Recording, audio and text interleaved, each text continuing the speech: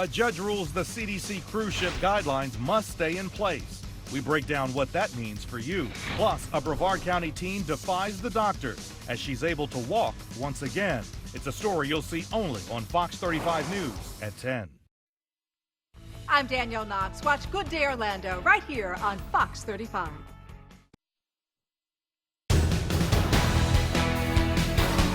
Fox 35 News at 10 starts now.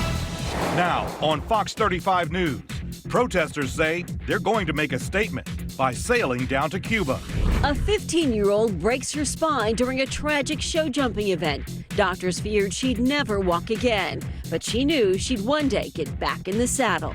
He can't buy alcohol, but he's going to space. Meet the teen whose winning bid punched his ticket on the Blue Origin with Jeff Bezos. Good evening. A Melbourne teen is back on her feet after she fractured her spine during a tragic horse riding accident. Thanks for joining us. I'm Andrea Jackson. And I'm David Bowden. Doctors fear she would never walk again, let alone ride. Fox 35's Matt Trezza spoke with her exclusively. And as you'll see, she's defying all expectations. And take a look now at Port Canaveral. We saw some storms near the news station here in Lake Mary, but the coast remained relatively clear.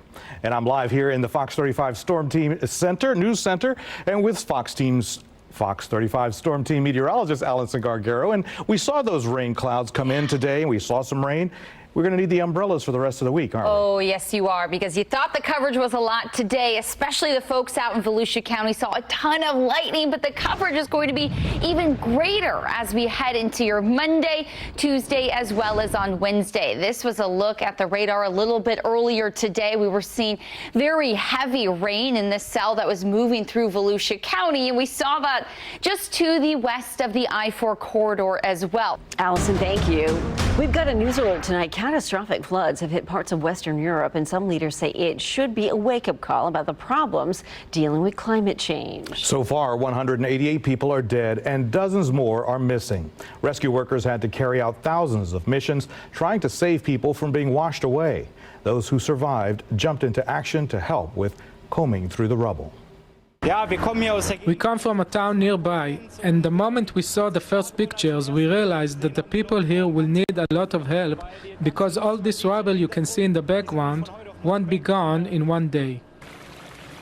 And listen to this. Analysis say that some parts of Europe received 3 months worth of rain in just 24 hours. Police in Titusville are trying to crack down on drug activity in the city. They say there's been multiple drug overdoses just this weekend. 2 people died from the drug fentanyl. Police seized a number of illegal drugs laced with fentanyl from a home on North DeLeon Avenue on Saturday. If you have any information to help police crack down, please call investigators. They want to hear from you.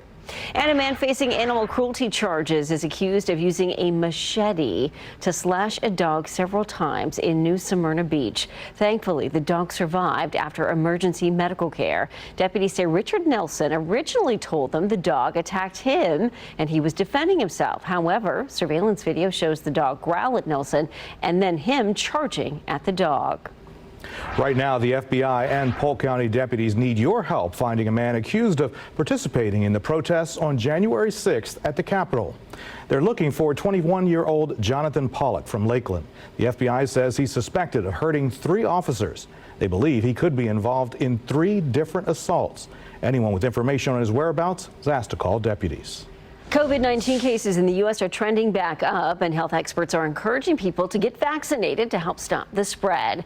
Some states are tightening their restrictions once again. For the first time in 6 months, cases are on the rise in all 50 states. The states with low vaccination levels, including Arkansas, Missouri, Nevada, and Louisiana. The widow of Haiti's assassinated president is back at home in the Caribbean nation.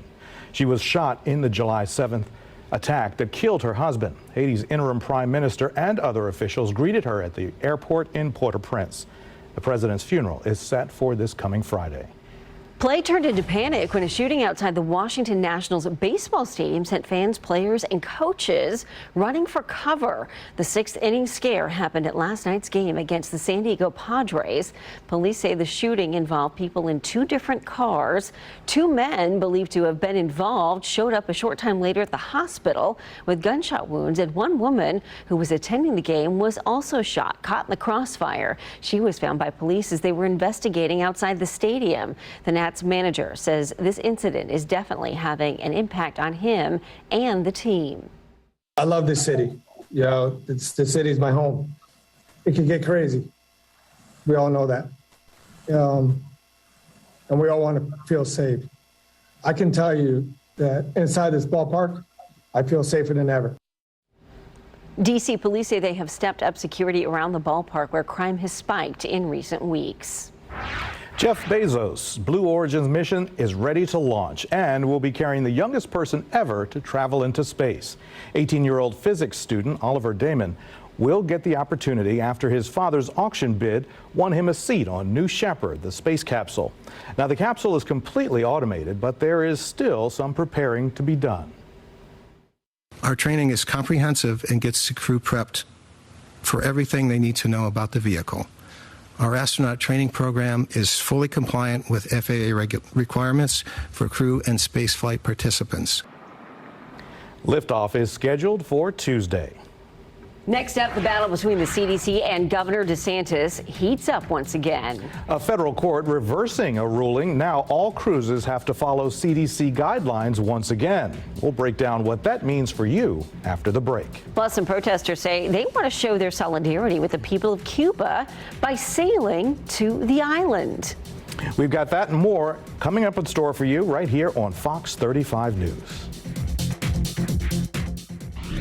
Good Sunday evening. It's Fox 35's Kristen Giannis here with your I-4cast. So we're going to have a ramp closure overnight. It's the I-4 westbound ramp to Anderson Street. So this is downtown Orlando. They're shutting it down from 10 o'clock at night to 5 in the morning. So what you can consider doing as an alternate is continue on I-4 westbound, exit at exit number 81. That's the exit for Michigan. Take OBT back up to Anderson. And remember, you can always check out traffic and construction updates on our Fox 35 Storm Team weather app. We'll see you tomorrow morning on Good Day Orlando from 4 to 10 o'clock.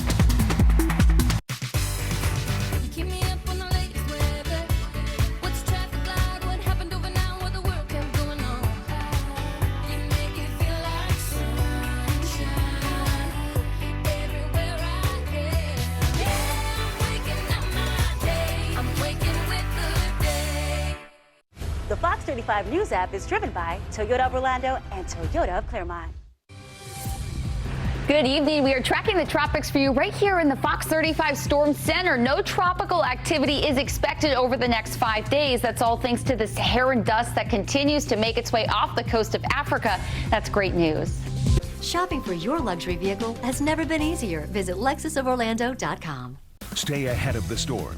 Get Fox 35 severe weather alerts sent straight to your screen. Depend on the Fox 35 Storm Team weather app. Always what you need when you need it. Is the cruise countdown on pause after an early victory against the CDC's conditional sail order? A judge has now ruled on the agency's side. The ruling came down 10 minutes before the agency's cruise restrictions would have been lifted. Fox 35's Stephanie Buffamonte is joining us live at Port Canaveral tonight with more. Stephanie. That is right. As ships are getting ready to set sail here from Port Canaveral with paying passengers, they will have to follow CDC guidelines. And it's something the state was trying to stop.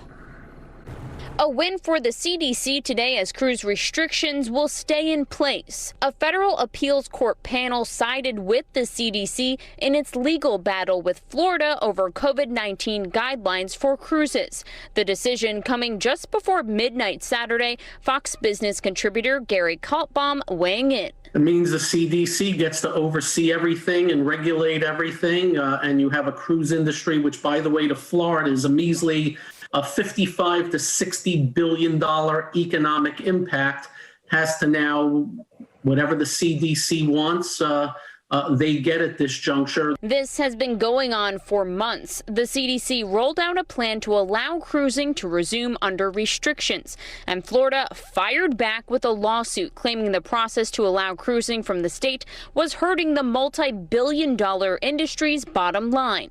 Here's the governor back in June. We've seen throughout this country government overstep its bounds in response to the coronavirus pandemic, and you can't have an agency relying on flimsy legal authority to just keep an entire industry closed with really no path forward. The CDC has said the rules will prevent COVID-19 outbreaks on ships that have close quarters and frequent stops at foreign ports. A Disney Cruise Line ship left Port Canaveral yesterday with volunteer passengers. It's the first test cruise out of this port. And in less than 2 weeks, Carnival's newest ship, Mardi Gras, will set sail as the first ship with paying passengers to leave Port Canaveral since March 2020. Cruise expert Stuart Chiron has been on 3 cruises since the industry has slowly started to reopen under CDC orders. You know, the ships are sailing with very reduced capacities. I mean, I was just on a ship that could hold about 3,000 people. There were 900 people on board.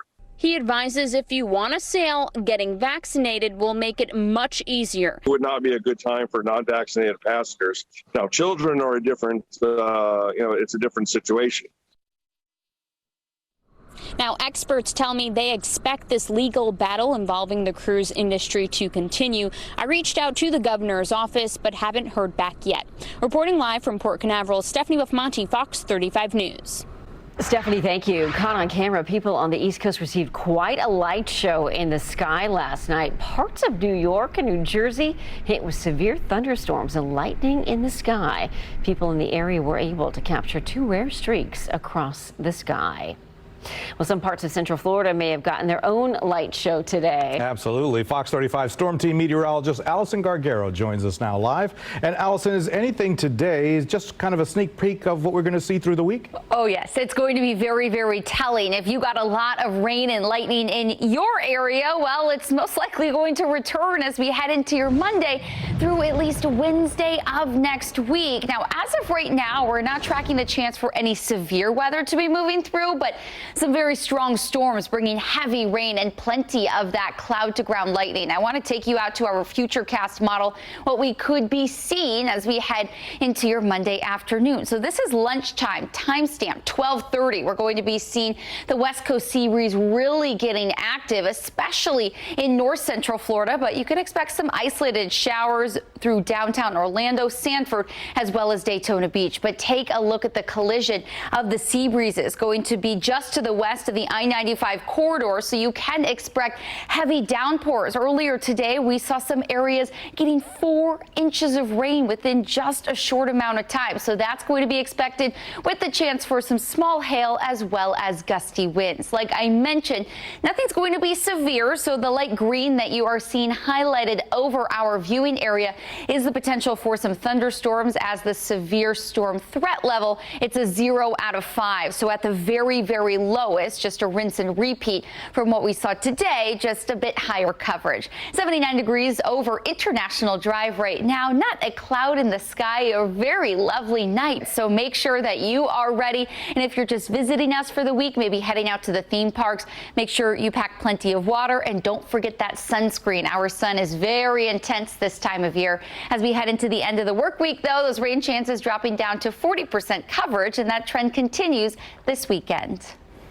Allison, thank you. Coming up, thousands of people are planning to march in D.C. to show their support for the end of the regime in Cuba. The man organizing it lives right here in Florida, and we talk with him coming up. Plus, some salon workers say they are not ditching their masks, and their reasons have nothing to do with COVID. We'll tell you why coming up next. Some salon workers say that they're holding on to their masks despite relaxed rules on face coverings. However, their decision has nothing to do with COVID. Fox 35's Jessica Formosa has more on this story. Up next, internet access has been hard to come by in Cuba. So if Cubans won't see all the support happening on the streets of America, demonstrators say that they'll bring the protests right to the island's doorstep. Plus, what will Washington's NFL team call itself this year? We've got the answer coming up next. But first, we're saving you some cash in the Fox 35 Pump Patrol. Gas is $2.85 a gallon at the 7-Eleven at Reams Road and Floridian Place in Windermere. Gas is $2.95 a gallon at the BP at Colonial Drive and McGuire Road in Ocoee. You're watching Fox 35 News at 10:30.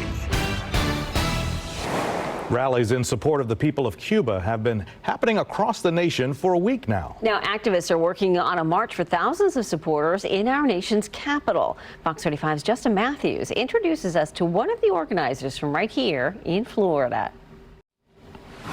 And cries for liberation in Cuba continue this weekend. Protesters met again this afternoon in St. Cloud, just one day after a big march at Lake Eola.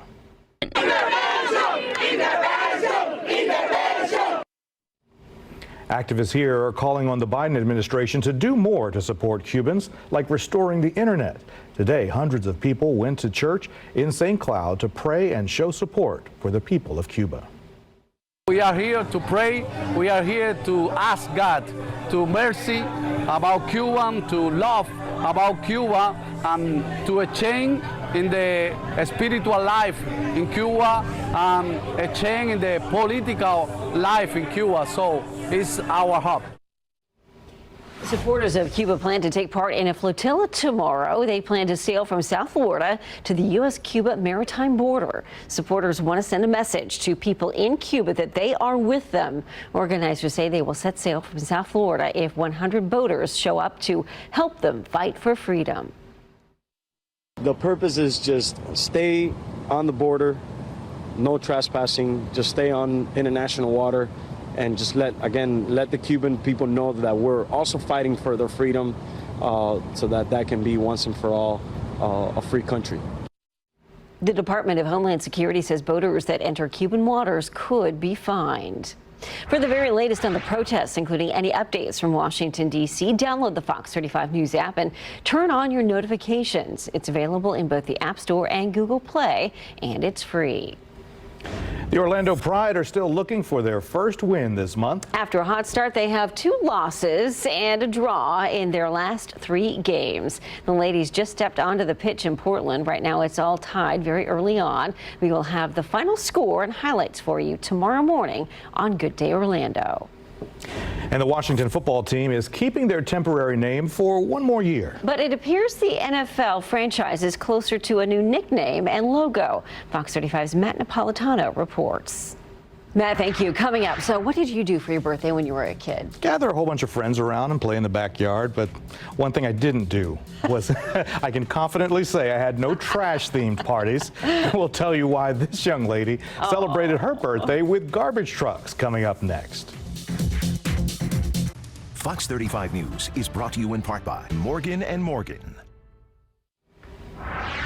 Well, trending now, one Florida family threw their daughter a garbage truck themed birthday party, and let's just say, you wrote this, I didn't know. Let's just say they got down and dirty. I didn't write this. Our producer Eric wrote this. Her surprise gift was a visit from a real Waste Pro garbage truck. She and the other kids in their Hillsborough County neighborhood got the chance to climb aboard the truck and test out the horn. The birthday girl said she couldn't have asked for a better way to celebrate her big day. My 2-year-old, she is obsessed with garbage trucks. No matter where we are, she is just crying in the mornings on the way to daycare. She just loves seeing them, loves hearing them. She waits outside. We wait outside to see all the garbage trucks. And now she doesn't have to wait or even go outside because the folks at Waste Pro gave Jada her own toy truck. Big shout out to all our garbage men and women out there. Absolutely. I think that's pretty cool. Kids are fascinated. They hear all that noise in the morning. They like the big trucks, the big wheels. Absolutely. Well, take a look at this. A teen driver took a bit of a wrong turn and landed in a swimming pool in Colorado. Police tweeted saying going in was probably easier than coming out, sharing video of the divers recovering that car. Luckily, no one was injured. It's going to be a long time to live that one down. Definitely. Florida is known for being one of the most dangerous states for pedestrians and cyclists. However, the state is trying to make the roads safer. Governor DeSantis has signed a new bill into law, changing some of the rules of the road. No passing zones no longer apply to drivers trying to move over to give bicyclists a little bit more room. Any vehicle trying to make a right turn while passing a cyclist can only do it if that bike is 20 feet from the intersection. Otherwise, drivers have to wait for the cyclist to clear the turn lane before they can go. The legislature has said we don't want to be known as a state that is dangerous for pedestrian and bicycles. We want to be known as a place where people can confidently ride their bicycles, where they can confidently walk through their communities and to their destinations. The law also adds 25 new questions to the state's driver's license exam aimed at cycling and pedestrian safety.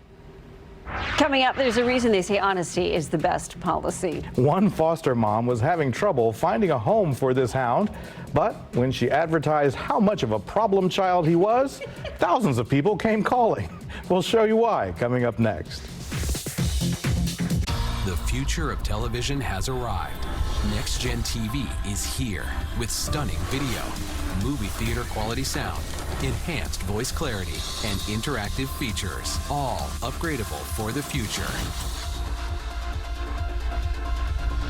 Learn more at watchnextgentv.com. Can't go to the match? Watch it on Fox 35 Plus, your home for Orlando City. The Fox 35 News app is driven by Toyota of Orlando and Toyota of Claremont. A Houston woman has created a very funny pitch for her foster dog, Hank. As Fox 35's Caitlin Monty tells us, highlighting his biggest problems may just do the trick in finding him a forever home. Great story. He's a handful. You Yeah, can he see it in definitely the is. eyes. Yeah, There's yeah. no question. Up to something 24/7. What can I get into next? I know. Well, I hope whoever the new owners are continue on with that. Maybe make TikTok videos or something. Like, what is he into now? Hank will have his own Instagram page, I have a feeling. I love that. He is so sweet. And his name's Hank. You just gotta love it. Well, hopefully you were able to take the dog on a walk a little bit earlier today before all the rain and storms moved into East Central Florida. Right now, things are looking very calm. Temperatures are dipping into the 70s across most of the viewing areas, still sitting at 80 degrees in Leesburg, Titusville, as well as Kissimmee. We're looking at a 40% chance for some afternoon showers, and storms could be a bit drier, and that also means temperatures could be soaring into the mid-90s. Allison, thank you. Still ahead, surgeries alone are enough to make anyone uneasy, especially extremely invasive ones like heart surgery. But many are now opting for a new procedure conducted by a robot without cracking open your chest. We'll show you how it's done coming up next. Fox 35 weather, brought to you in part by the Orlando Sentinel. Fox 35 News is brought to you in part by Morgan & Morgan. On the Health Watch tonight, this could be the future of surgical care. Fox 35's Corey McFerrin shows us how a robot is performing non-invasive heart surgeries.